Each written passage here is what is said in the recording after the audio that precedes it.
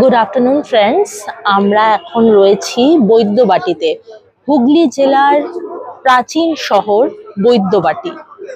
বৈদ্যবাটি পৌরসভার উদ্যোগে এই বছর 2025-এ প্রথম বার্ষিক বইমেলা অনুষ্ঠিত হচ্ছে বৈদ্যবাটিতে। আর আমাদের সৌভাগ্য বলতে পারি যে আমরা সংবাদ প্রতিক্ষণের তরফ থেকে বৈদ্যবাটি বইমেলায় একটা স্টল দেওয়ার সুযোগ পেয়েছি এবং আমরা এর জন্য বৈদ্যবাটি পৌরসভার কাছে কৃতজ্ঞ। তো আমি আসুন দেখিনি একটু বৈদ্যবাটি স্টলটা, মানে আমাদের যে সংবাদ প্রতিক্ষণের স্টলটা আমরা দিয়েছি বৈদ্যবাটি বইমেলায়, সেটা আমরা একটু দেখিয়ে নিই আপনাদেরকে।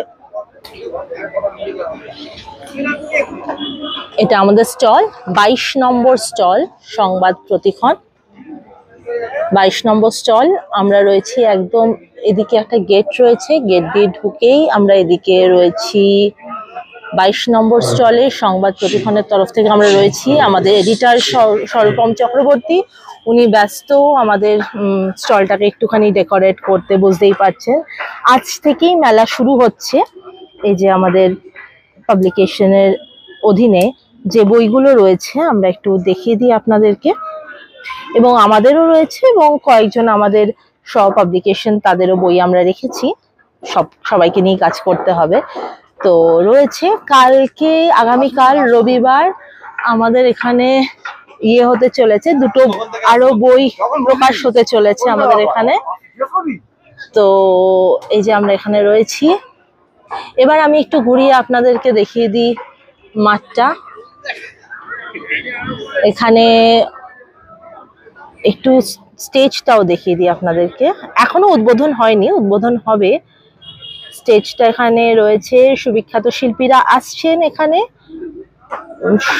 সন্ধ্যায় অনুষ্ঠান হবে এখানে, অনেক সুবিখ্যাত শিল্পীরা আসছেন। আমরা চাইবো আপনারাও যেখানে যেখানে আছেন চলে আসুন, এসে এই মেলাকে ভরিয়ে তুলুন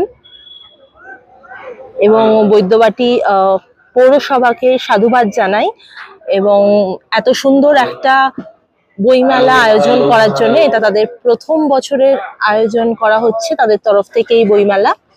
তো তাদেরকে সাধুবাদ জানাই এবং তাদের কাছে কৃতজ্ঞ যে আমরাও এখানটা স্টল দিতে পেরেছি। আর সবাই মিলে আসুন, এটুকুই বলবো।